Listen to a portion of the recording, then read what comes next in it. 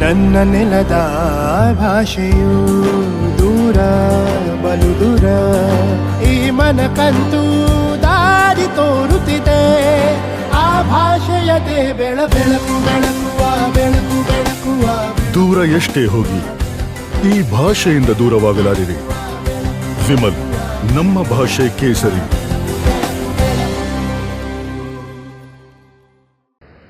विकास का पलायन शुरू हो जाता है। कर्नाटका में भी यही हो रहा है।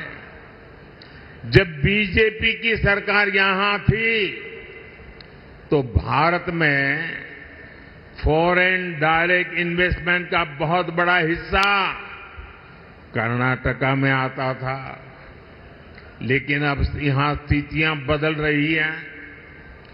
जब से कांग्रेस सरकार यहां आई है तब से रोड के इरिगेशन के सारे काम बंद पड़ गए हैं। यहां बिजली के कट लगने से हर कोई परेशान है, उद्योग परेशान है, लोग परेशान हैं और इसलिए लोग कहते हैं जहां कांग्रेस आई वहां बर्बादी लाई। साथियों, हमारा देश छोटे किसानों का देश है। कृषि क्षेत्र का कायाकल्प करने के लिए ये बहुत जरूरी है कि हम छोटे किसानों की संगठन शक्ति को एकजुट करें। इसलिए बीजेपी एनडीए सरकार एफपीओज, सेल्फ हेल्प ग्रुप और कोऑपरेटिव तीनों पर बल दे रहा है। बीजेपी सरकार में देश भर में 8,000 नए किसान उत्पादक संघ बने हैं, एफपीओज बने हैं। ये एफपीओज इनपुट कॉस्ट कम करने से लेकर किसानों को मार्केट रेट दिलाने तक में बड़ी भूमिका निभा रहे हैं। पिछले 10 साल में 10 करोड़ महिलाएं सेल्फ हेल्प ग्रुप में शामिल हुई है। इन्हें केंद्र सरकार ने लाखों करोड़ रुपए की आर्थिक सहायता दी है। केंद्र सरकार पैक्स को मजबूत करने के लिए भी लगातार काम कर रही है। सरकार 60,000 से ज्यादा पैक्स के कंप्यूटराइजेशन का काम भी पूरा करने में जुटी है। एनडीए सरकार शुगर कोऑपरेटिव्स को भी बढ़ावा दे रही है। बीजेपी सरकार ने पेट्रोल में इथेनॉल ब्लेंडिंग को बढ़ाकर गन्ना किसानों की बहुत बड़ी मुश्किल आसान की है। इथेनॉल ब्लेंडिंग की वजह से गन्ना किसानों को 70,000 करोड़ रुपए से ज्यादा उनको कमाई हुई है। चीनी मिलों पर बकाया होने की उनकी समस्या भी अब दूर हो रही है। लेकिन साथियों, यहां कांग्रेस ने फार्मर्स के साथ जो विश्वासघात किया है वो तो बहुत बड़ा पाप है। यहां जब बीजेपी की सरकार थी तो फार्मर्स के बैंक अकाउंट में 10,000 रुपये, 10,000 रुपये जमा होते थे। कांग्रेस की सरकार ने आते ही 4,000 रुपया देना बंद कर दिया।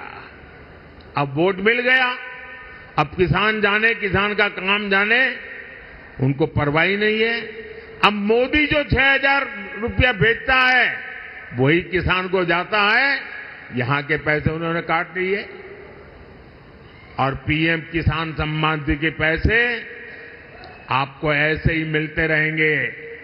ये कर्नाटका वालों ने जो पाप किया है उसकी सजा आप इस चुनाव में दीजिए और मोदी आने वाले वर्षों में भी आपको गारंटी देता है जो दिल्ली से भेजा जाता है वो चालू रहेगा।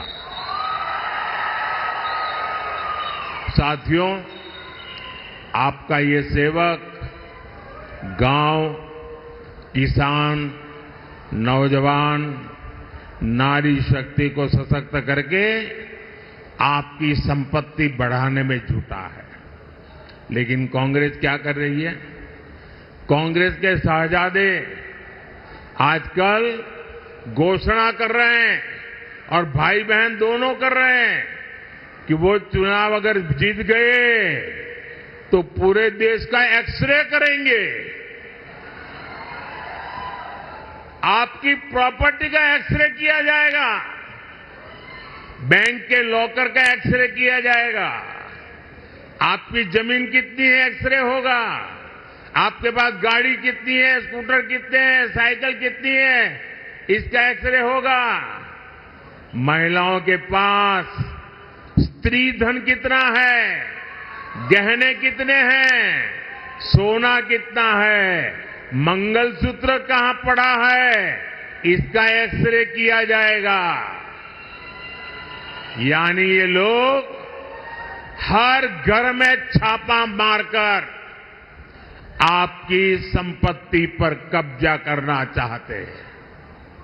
आपकी संपत्ति पर कब्जा करने के बाद कांग्रेस इसे रीडिस्ट्रीब्यूशन की बातें कर रही है, अपनी पसंदीदा वोट बैंक को देना चाहती है।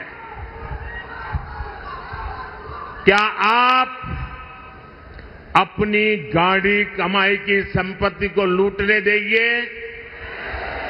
आपने बचाया हुआ सोना चांदी लूटने देंगे? क्या आपके मंगलसूत्र पर किसी को हाथ लगाने देंगे? कोई पंजा आपकी संपत्ति लूट सकता है क्या? मैं कांग्रेस को अलर्ट करना चाहता हूं, ये मंसूबे छोड़ दीजिए जब तक मोदी जिंदा है।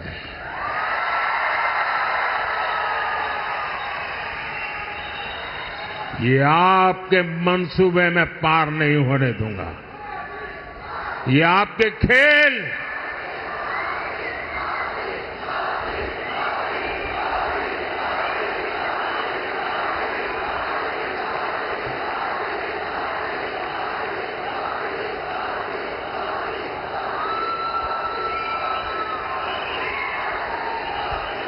साथियों,